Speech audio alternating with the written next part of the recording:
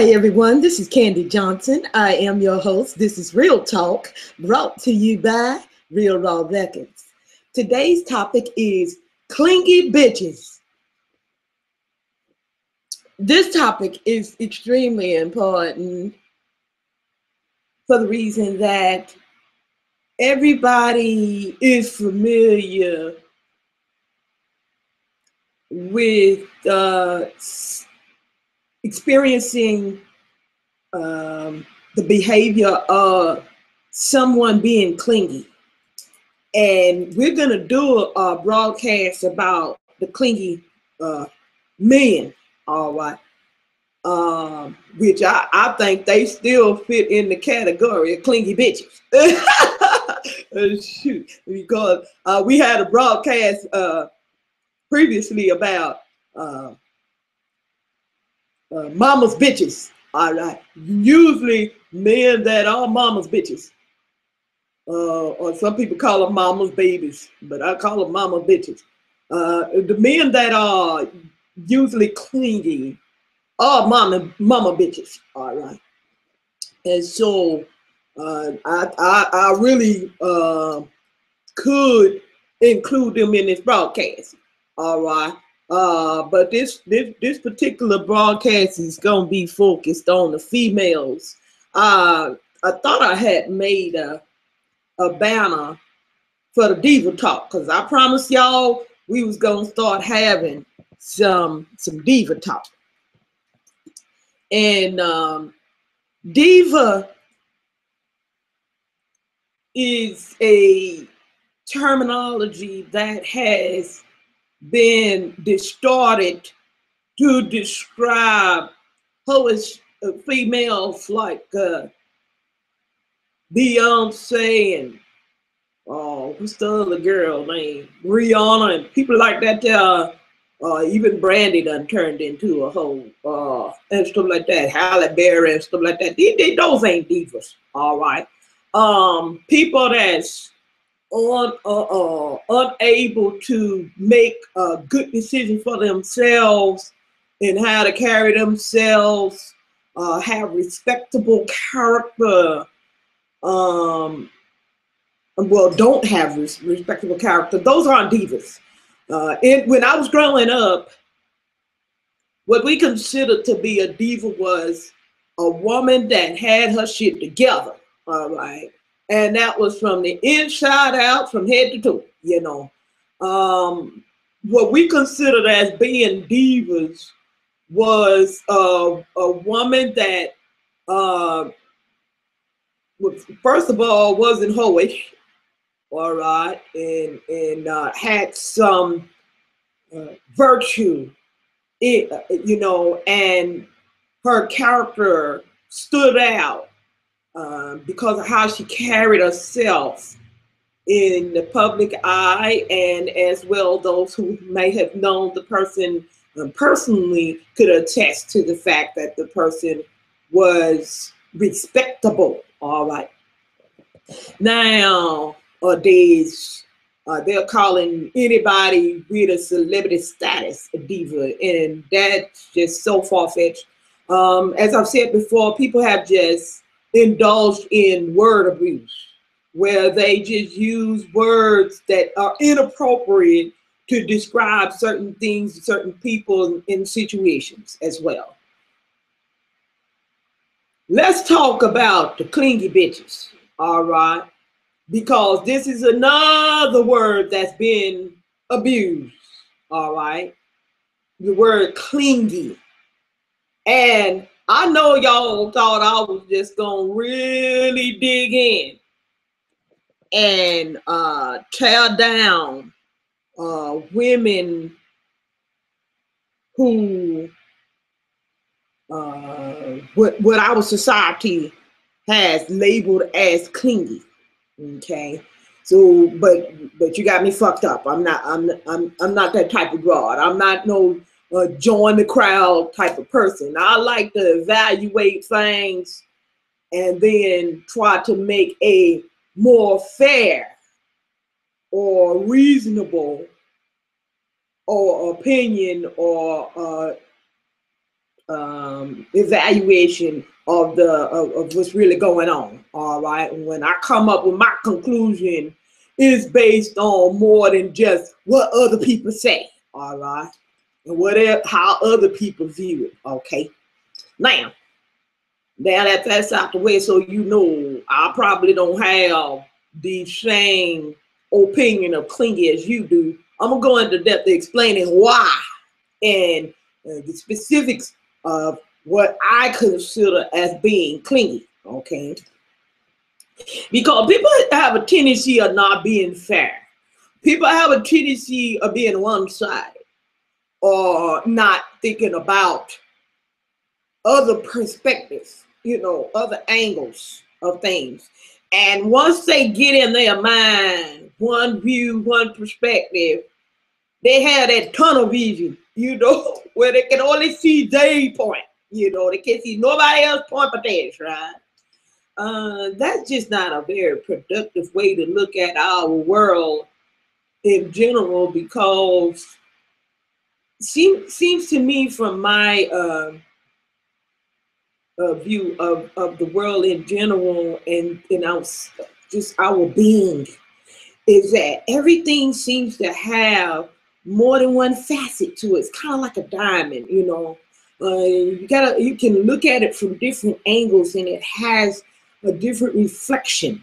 A reflection is something that comes back to you, right? So if you look at a diamond from different angles, it has a different reflection, all right, because it has different facets to it.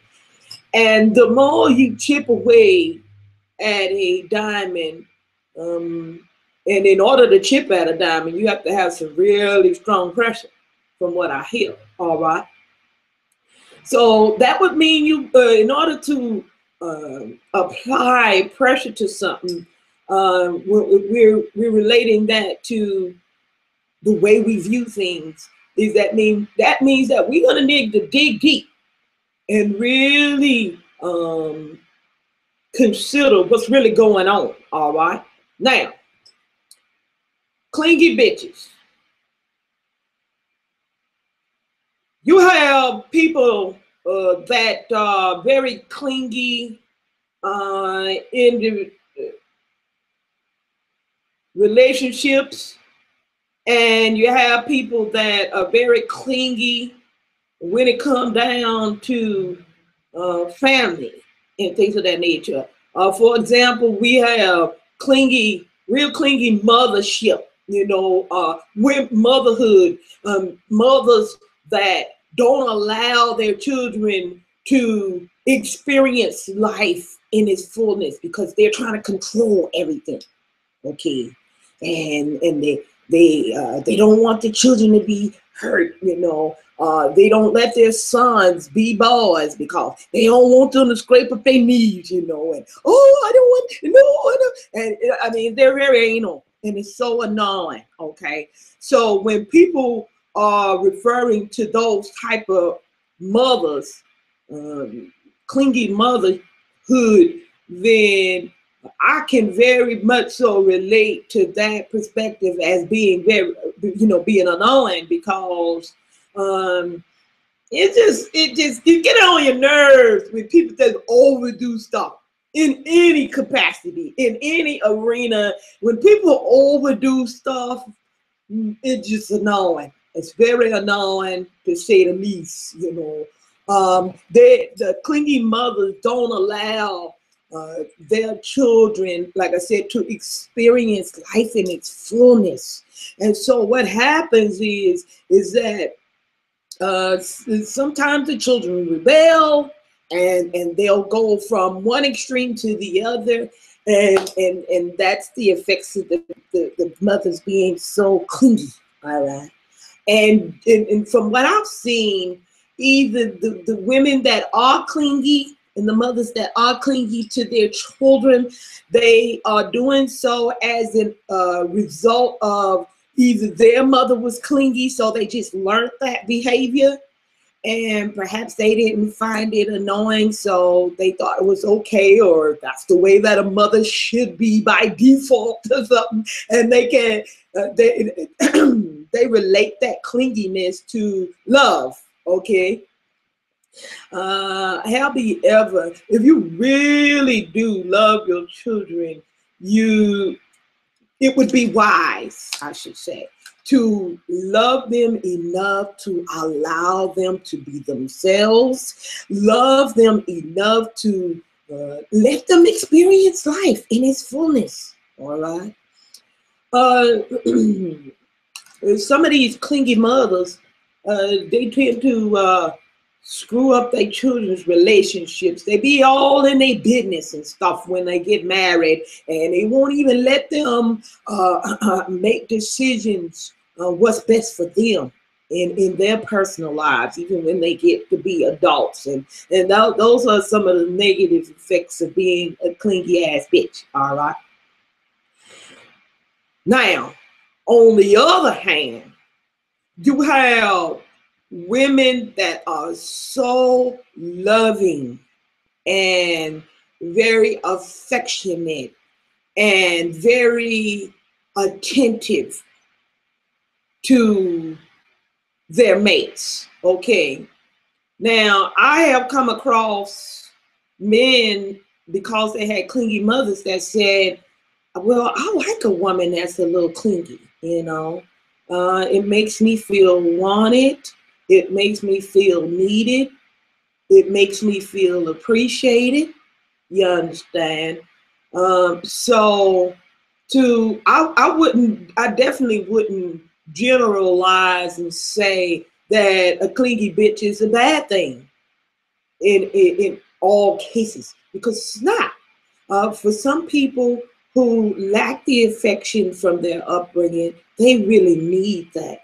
They really need that time and attention and so forth. I would consider myself as being somewhat independent, but clingy too.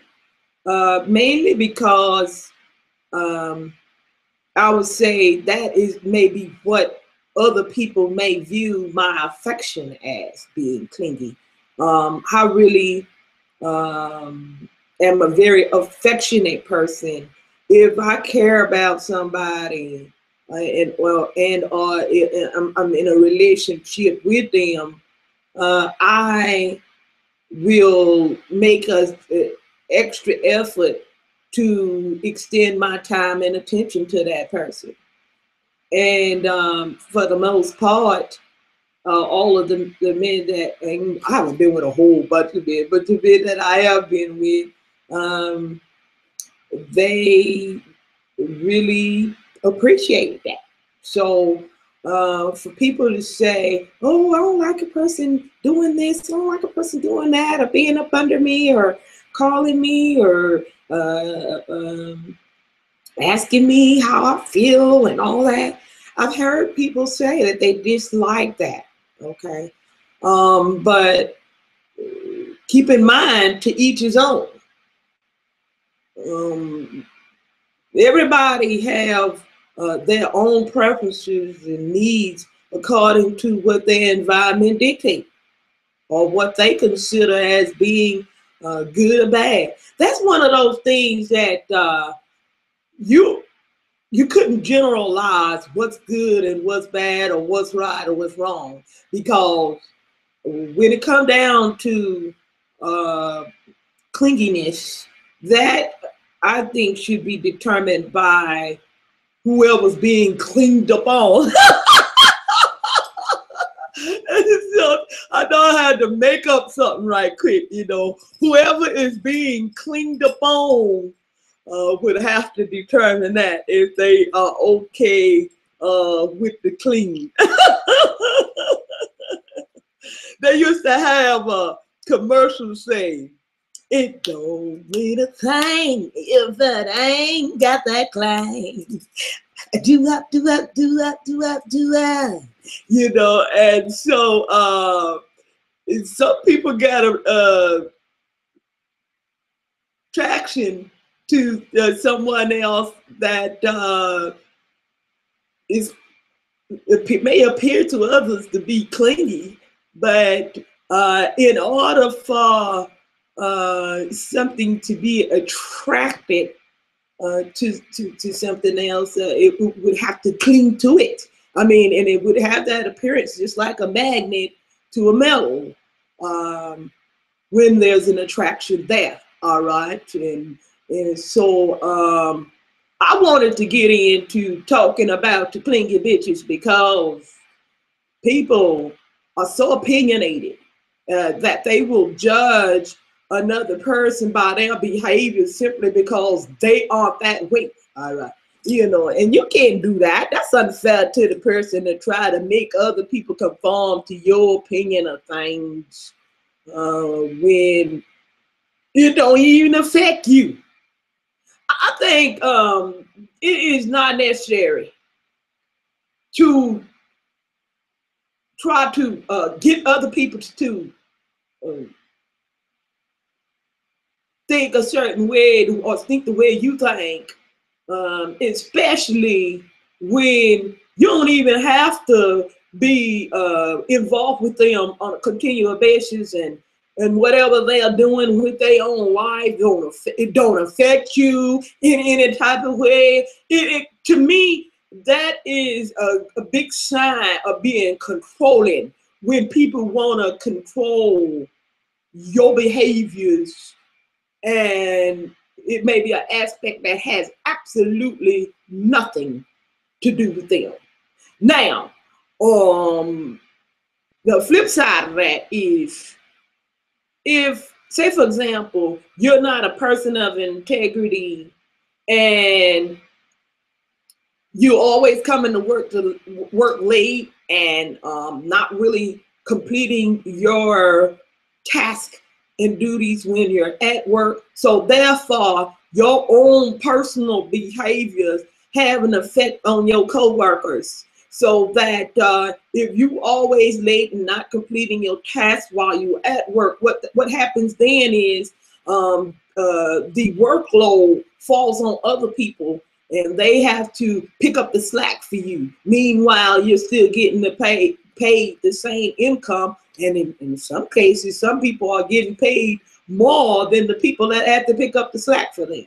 Now, in that situation, then I could fully and completely understand you having a problem with somebody else's behavior or their lack of character or whatever in that type of situation, because then in that scenario, it affects you. Their behavior or their decisions is affecting you directly.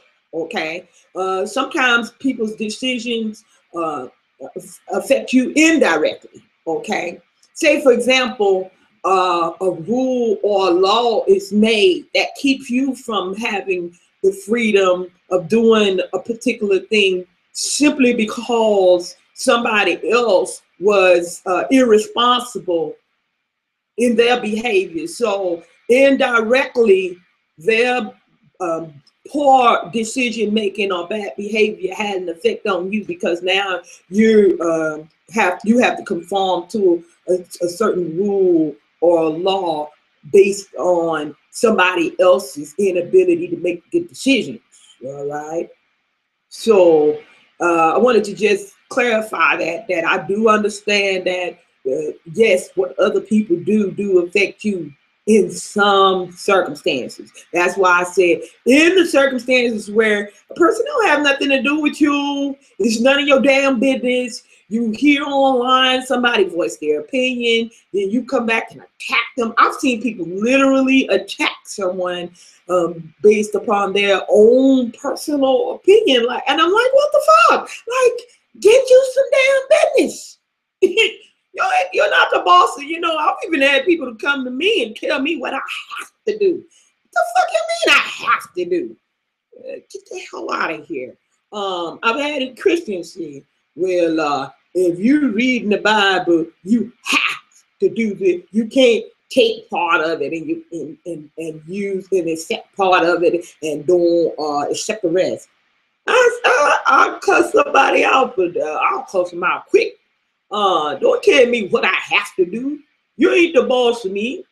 to tell me what I have to do when it come down to a Bible just because you're a Christian. Christians do not have a monopoly on the Bible. Whoever bought their Bible is the boss of their Bible. I'm getting a little bit off topic of talking about the religion, but religion is one of those things where people will assert their beliefs and upon a society and other people, and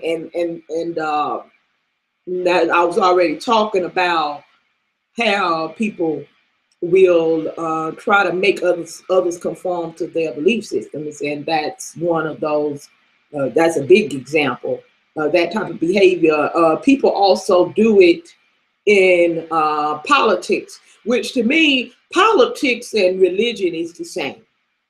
To me, politics is just another form of a religious uh, um, belief system. It's just this secular or societal religious beliefs. All right, and can people, if you pay attention to people that debate about politics, they behave in the same manner as the Christians or the religious, I should say, the religious people do.